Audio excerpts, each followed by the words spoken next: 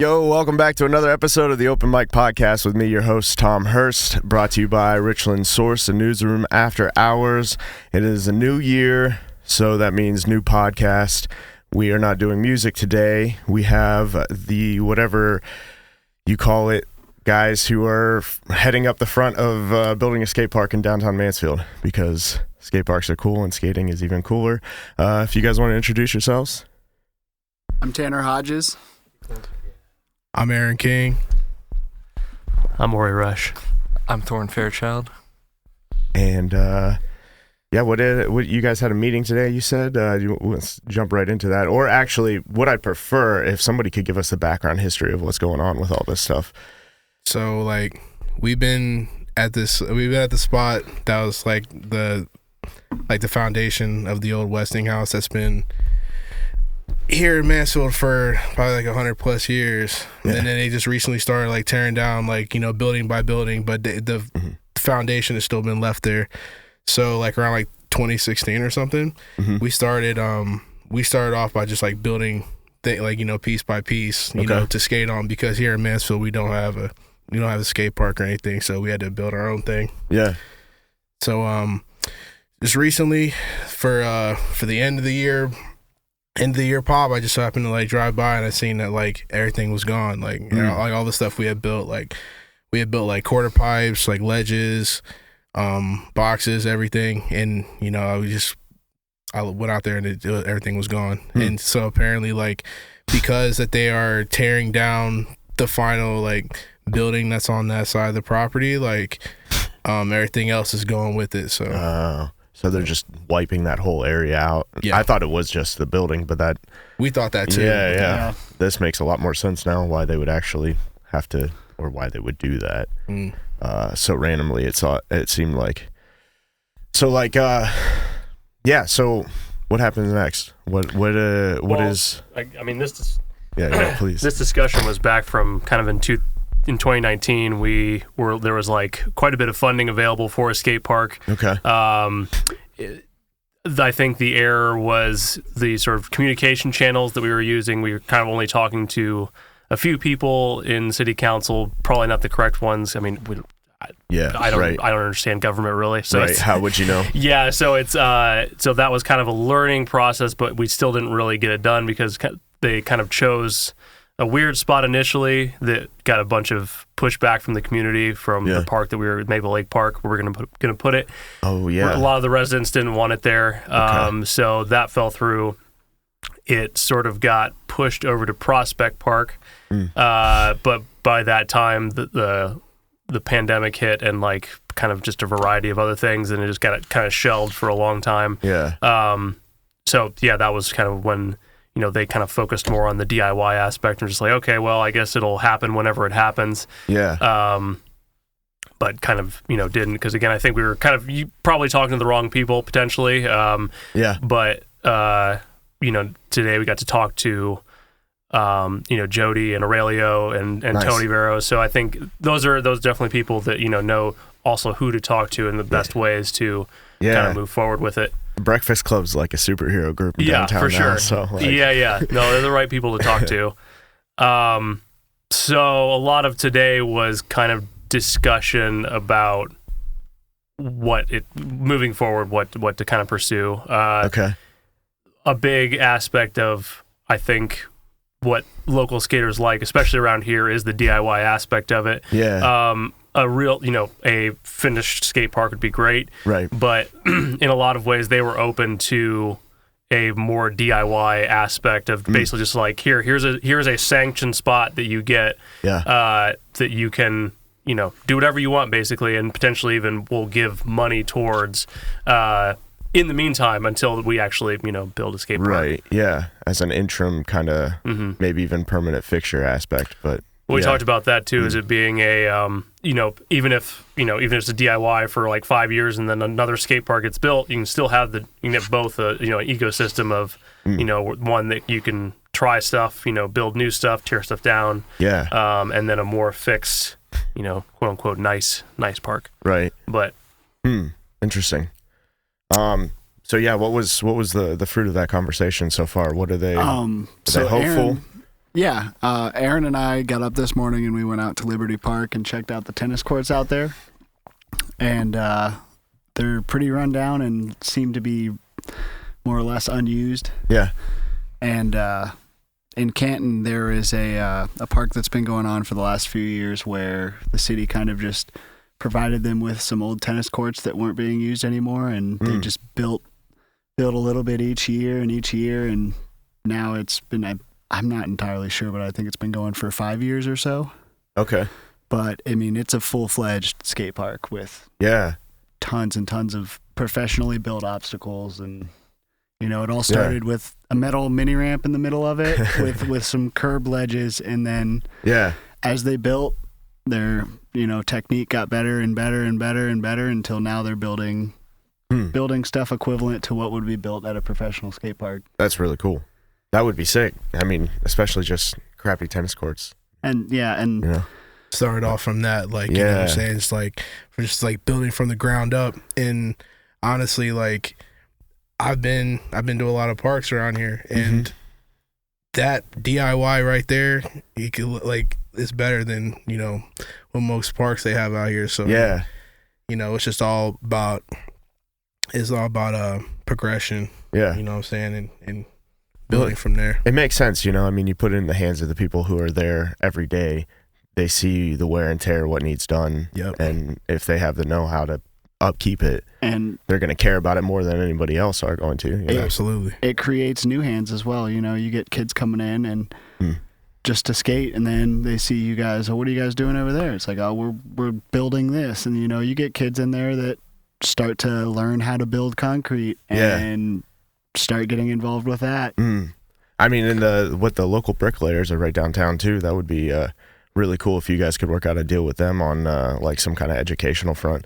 Because I think personally, that's like one of the biggest like hurdles that people need to overcome to see is the educational front, that the opportunity that there is for kids that skateboard, like Absolutely. To start up, like just how positive it is. But that's kind of something I wanted to go around and ask all of you guys is like, what is like the main driving factor for you guys for wanting a skate park in downtown? Like what are you guys hoping to achieve with it and see it become a part of the community, like,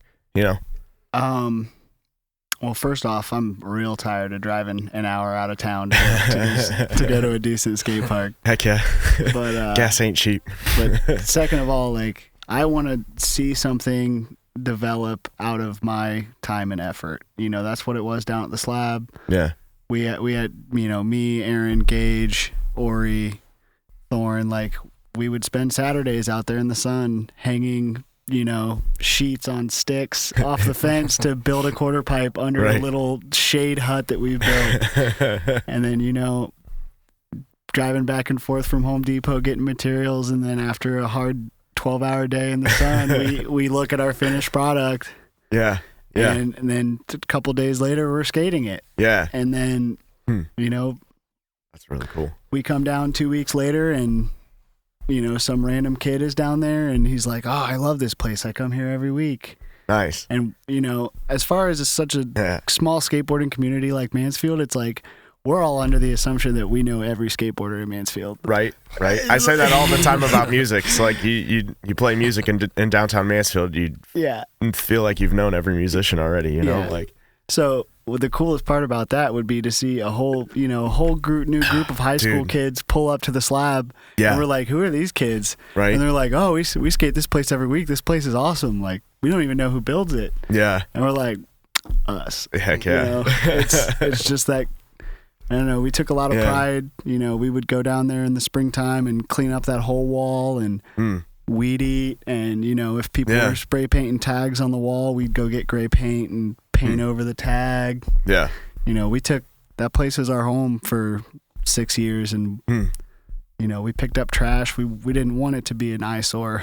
Yeah. Yeah. And that also like showed that like also to show that, if we were given something like that, we'd be down to, make sure everything was taken care of and upkept. Keep your integrity intact. Absolutely. Right? Yeah. Yep. That's dope.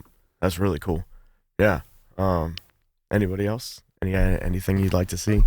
Or that question previously, I should say. Well, yeah, I mean, not really. I mean, I think that every skateboarding is a valuable thing in pretty much any town, just because it's a good overall. It's one of those like character building things that is, it's like and especially if you are building what you skate, there's like an added element even further than the just the process of learning to skateboard can be a very like painful, like getting back up. There's that whole like learning experience, but then also building something, maybe even having it break. It's like, but the ownership of it, the ownership of like kind of your own progression, goes a long way, and I think is a good outlet for, and is like especially for kids who skateboarding is relatively you can get into it for not that much, so it's a pretty good option of something to get into that has a lot of kind of off lessons that you wouldn't really think of that are kind of taught. But yeah, overall, there's it just seems like Mansfield should have one, because every other town has one around here, smaller towns than Mansfield. Right. I think that they're and I think if you're trying to bring people to a town, you want any aspect you can of something that'll people will bring people in is something like that. Yeah. And I think especially being a DIY, I think that people if they can know that they can have a piece of that or have a hand in it, then that's even more inspiration to kind of travel to something, right? Or see what people are working on. Yeah, absolutely. Yeah, it's funny. I was before this, I was thinking about skateboarding and my history with it, and just like how many life lessons you actually can get from skateboarding. The idea of persevering through like slamming on your side every time you're trying to like jump down four stair or something like that, and just continuing to do that over and over again builds perseverance, and that's like huge. Absolutely. Yeah. Sorry, go ahead, Thorne. You're next. If you got anything. Yeah, well, I'm just building on top of what they're saying, Yeah. Not only does it like can help you build good character, it can also help you like in other things. Like I haven't drank, and skateboarding helped me a lot with that. And it can show people that you're whatever town you're from isn't that crappy. You can like enjoy yourself and build something with a community like skateboarding, and just go. Like there's your family, man. They'll encourage you, like draw, and all that other stuff. It goes hand in hand, and it's just another release where you don't have to like get hammered every night or whatever. That's your thing, then cool, man. Like, like you can handle it, that's cool, man. But you're not trying to show like these kids like that's not the only option. Like your only option isn't to work like at a factory around here or something like that. You can take these things places. You can think for yourself, and like skateboarding is so individual that you can make that. You can make it into whatever you want and be exactly who you are, and like just let people be themselves, for sure. And for sure, that's really important for, I think. Yeah, well, especially in a city like Mansfield, where like talking to people, one of the biggest complaints that I get or that I hear about it is there's just nothing to do. Like there's bars, and then there's food places that close at like 9. And then that's it. Like there's nothing real like. I mean, there's not much fun things to do, and like, let alone if you're not of age and you're a teenager, you know what I mean? Like, downtown's dead to you pretty much, and I think if you can give them something that like is expressing all the values, the hard work, and the dedication, and the fun, and the life values that you can get from it. Exactly. To me, it seems like a no-brainer, and I'm really surprised that we're actually having this conversation about having to figure out which right politician to talk to about it, because like this is something to me that it goes across the aisle on both sides. Everybody should be like, yo, this makes sense. This is a good thing for kids. Like this should happen. You know what I mean? I grew up in a single parent family. Yeah. And found one of my brother's old skateboards that he won on a fair game at Ashland County Fair, and at 10 years old I was like, I want to play with this thing. Yeah. So and in those early years of me skateboarding, it's like that's all I wanted to do was like put my little plastic jump ramp out at the end of the driveway, and like literally just spend hours skating around the cul-de-sac, like all the friendships that I've formed through skateboarding, all the traveling I've done through skateboarding. Yeah. I've been to California, to Texas, to New York, to Philadelphia. That's so sick. I've got friends in Philadelphia, New York, all those places. It's just it's such a great community of inclusion. It opens a lot of avenues for people, you know, and it's like even with like just skateboarding, like it also branches out to like other things. Like you got people that are in skateboarding that are also into art, music. You know, it brings people together. You know what I'm saying? It's like what Tanner just said. I met a lot of, you know, really close friends, you know, like, through skateboarding, and you know, I thank it for that. Right. No, same. Growing up, that was like the cool thing that all of my friends did as well. So I skateboarded to hang out, you know, and like never any great at it, but it was just a lot of fun, and just hanging out with my friends, like walking to various spots and down in the town that we grew up in to skateboard, you know, was like how we spent our days off from school. And like, I mean, just that like alone, it's such a fond memory, you know, like it's so good. I also shows out at a skate park would be sick to finally do here in Mansfield. Actually having a skate park venue, you know, just set up a PA outside and have some sick fest out there would be my happy place right in the summer. The best thing about the coolest a DIY versus a full-fledged skate park is, you know, we could spend a year and a half, 2 years getting the funding to build a $300,000 skate park. Right. And, you know, another 6 months designing it, and, you know, some of the aspects of it, you know, this guy doesn't like, but, you know, I might like, and then the next guy wants this obstacle included in the skate park. Yeah. And for $300,000, you can't really build that big of a skate park. Yeah. You know, and once it is all said and done and completed, that's what it is. That's what it's going to be. You know, if we were to get a big DIY space, you know, guys can get together and be like, this is what we want to build. And then you have enough space to go build that. Yeah. You know, and if it starts getting cluttered after a year or 2 or 3 of building, it's like, all right, what are we going to go? What's the oldest obstacle that nobody really skates anymore? Yeah. Recycle it out. You can go through and you can tear that out and you can rebuild a brand new obstacle in there. And it's just, it's never permanent. It's just, it can always change. Yeah. Which is sick, which is way more fun. Absolutely. Right? It's like the create your park option on like Tony Hawk or something. So like really all you guys are asking for is a plot of land, like from the city, like just a designated plot of land, right? Like a plot of land and maybe like just a small annual, like funding for, you know, to make things happen. You know, if you think about it, a $300,000 skate park. If we were to get a plot of land for a DIY and then get $10,000 a year, say that, that's the equivalent of what, 30 years? Yeah, right. Yeah, that's 30 years compared to the $300,000 skate park. Yeah. I think it makes sense. And I think you know, again, there's an opportunity to have both. It's like if we can sort of show the city that you know, being good stewards of like this space, basically. There's, you know, people turning out, there's people traveling to the space. Once they see that there's you know, a lot of people that are invested in it, I think they'd be even more likely to, you know, put money towards a larger skate park or something like that could, you know, maybe even be right next to it or whatever it is.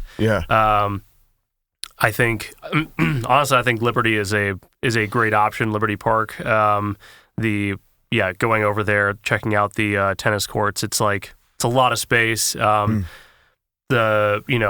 meeting we had today, they were all like Yeah, sure. I mean, like, I'm not gonna like call it anything as of now, but it seems like that it's it's very underutilized. The whole Liberty Park is no one's there really. So any time that they can see where it's like, okay, this is a space that's not being used. There's people that want to actively use it. I think that's a kind of a win for everybody. Yeah. And then, who knows what will happen with that park in, long term, where it could, because we talked about, putting in a BMX pump track or something like that later on, just a dirt, sick. Something, one wheel stuff. Like there's plenty of stuff you can do to start to add on to create a theme around the park, where, this is a place you go to do these types of activities or something like that. Yeah. Yeah. Where exactly is Liberty Park now? Again, it's not far from downtown. It's over by like Ashland Road. Over by it's got the old pool. It's like a kind of historic pool over there. Yeah, I think I know what you're talking about now. That's where Ziggs used to be. Oh yeah, Ziggs Dairy Stand or whatever. Okay. I don't know if you ever passed that. It's a small little thing. But yeah, in general, that park is like it's a really beautiful park. That's where we were standing up and at the tennis courts, like looking out. We're like, wow, this is actually it's really nice. It's like a place I would want to skate too. Yeah. So a lot of good things going for it. I think it's just it seemed almost like too easy, where it was like as far as them just being like, you just come up with a plan, and then wherever you want to put it, obviously has to work kind of with but I think it works really really well, because it's again the underutilized space and everything. It's off the beaten path. It's kind of sectioned. You're not gonna be bothering anybody. There's no houses directly around. You can't beat it then. That's when it's a win-win like that for the community. It's up on a giant hill, secluded, forest surrounding the backs of the tennis court. Nice. Like it's pretty perfect. Yeah. So a tree route, one wheel course. Maybe. Yeah. No, that's I'm gonna start right away. Start digging some stuff around it. That'd be sick. So what can people do to help out? Like, is there anything people could do at this point in time to help push for this? Like, what any at all kind of actions that people could take to try and make this more of a sure thing? Yeah, I mean, I think that I think a lot of the skaters will probably get together. We'll try and get some sort of collective together, I would assume, and kind of I don't really know, because they sort of were. That's what they said. They were like, hey, you guys figure it out, pitch us something, and then we'll try and help you in whatever way we can, as long as it's I think what we talked about today was a pretty good exercise in like feasibility, like what they would in general kind of say yes to. We looked at a couple of other DIYs and kind of how those are structured, where even the city is giving a certain allowance per year. So I think that basically it's just trying to get as much amenities as we can for the space, but past that it would just be people showing up and helping out with builds. Once with the space is the space is there. It'll probably be in the weeks to come. There'll probably be new updates and things depending on how quickly it moves. But again, it seems very much like once the weather gets warm, it's kind of, I think they'll hit the ground running. They'll basically be like, here you go. There's very little maintenance or work that needs done. Basically just some power washing, some like filling in of cracks, but even that is like you could start building pretty much right away. Sick. So past that, just people showing up and helping out. Is there like being respectful and do you guys got like a Facebook group or something like that you could direct people to, so that they know when to be where? And I mean, that's probably a good thing to start, like even like a Liberty DIY like group could be kind of cool, because we talked about having build days, having music days, graffiti days, like where we'd have like art sessions on certain things, or there's a lot of cool community things you can do in a space like that that would probably benefit from having some sort of rallying thing. But and there's so much space up there too that it's in a small cramped skate park, when the experienced guys are trying to skate on an obstacle, and there's kids on scooters and what have you, it's like there's so much room up there that that we could have plenty of space. Everybody could have plenty of space without crowding that. That's real cool. That space up there. Yeah, because that's always the challenge is how do you segment the experience from the non-experience, and like is both trying to accomplish the same goal, but same space doesn't work all the time. Yeah. So that's cool. That's good that there's that much space for it. So it really is like the perfect spot for this. Liberty is 4 tennis courts. And the Canton DIY in Canton is 5. Okay. So, I mean, just massive space. Awesome. Yeah. I think, if you guys make a Facebook, let me know. I'll post about it. Plus, I just started a Instagram for this thing too. Oh, okay, on the way here, so perfect. Yeah, there's nothing on it right now. But okay, what is it? It's gonna be Liberty_D.I.Y. Word. Okay, cool. Liberty_D.I.Y. Yes, sir. I.Y. Did you make it already? A few quick follows. Yeah, right. Right. There we go. Easy. Liberty_D. And everyone at home listening, you follow too. But don't pause this. Don't worry. We're lifetime pausing. This will not be edited out. What are all these posts on? Well, it was for another thing, but like it was another account that I had. So like really, this is just your merch account. You got burner just, accounts on Instagram? Oh yeah, I got a couple. You know what I'm saying? No, just from other businesses and stuff though. You know what I mean? I always got a couple Instagram handles on deck for whatever I need. Yeah, keep it local. But hey, if you already got an account that got followers on it, you know what I'm saying? Yeah. Swap it out. Recycle, reuse. There you go.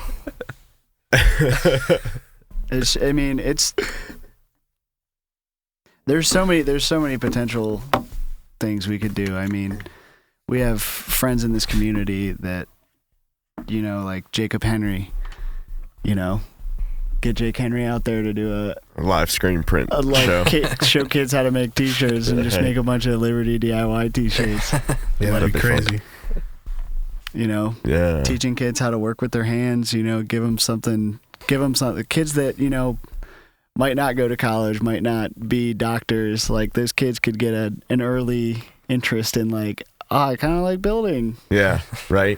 Yeah, that would be sick. That'd be real sick.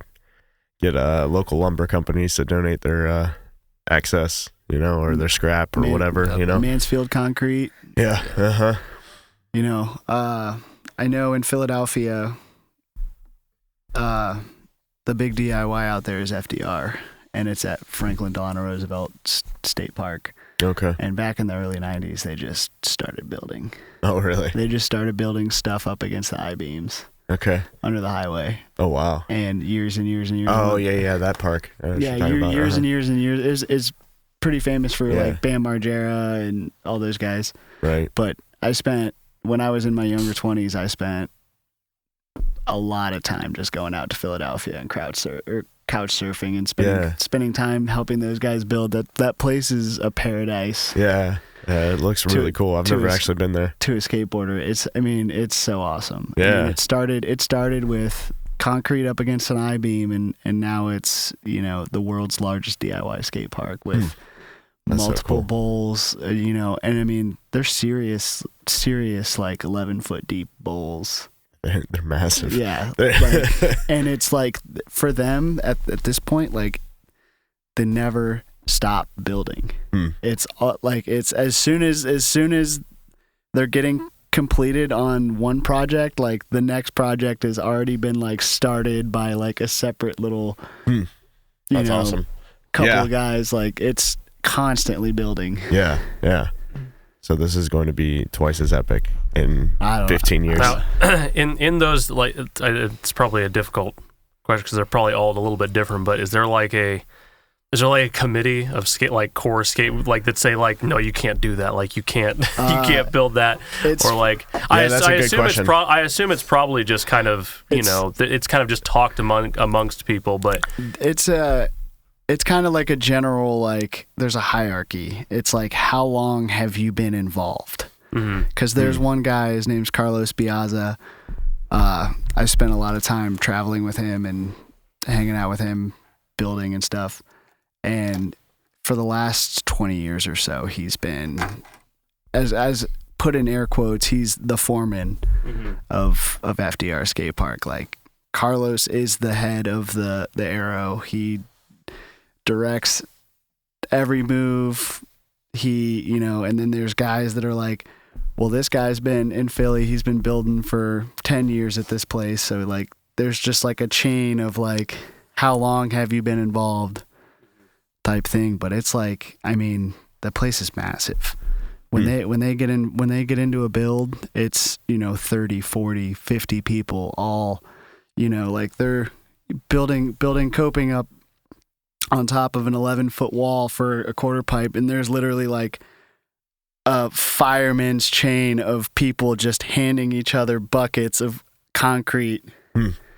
And then there's just one guy sitting at the top taking the bucket and dumping it where it needs to be dumped, and then throwing the bucket and then grabbing the next one. And like it's insane, dude. I had a lot of time. I had a lot of good times out there. Well, no, when I was out there, and now I talked about it so fondly that Gage has started to go out there every year. Yeah, Gage.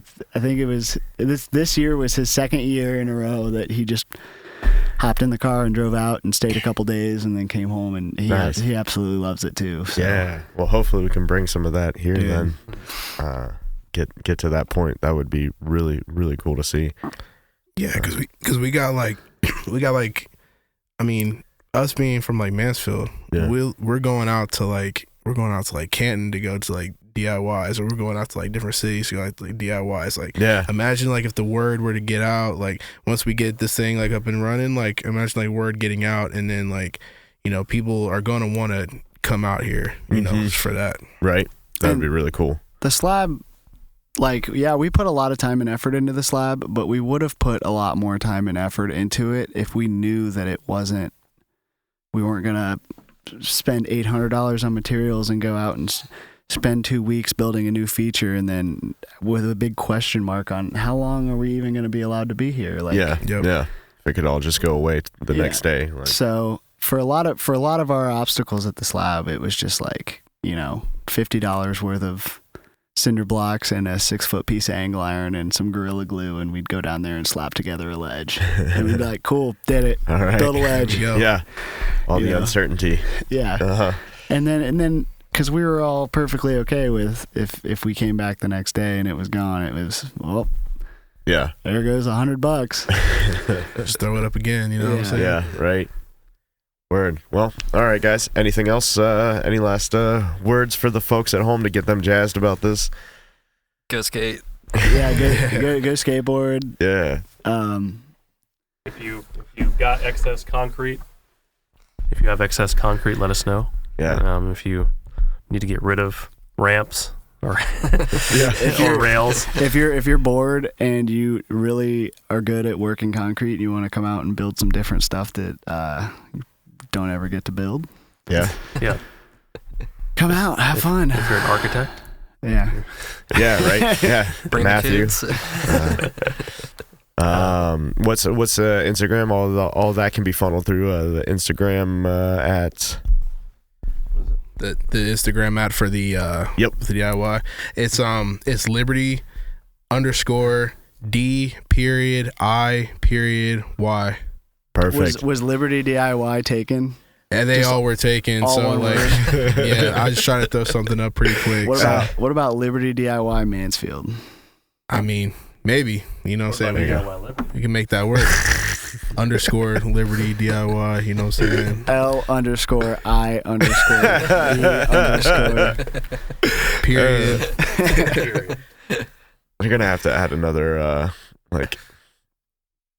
letter or what is it? Another character for Instagram handles here. Liberty DIY 1. Yeah, right. Yeah.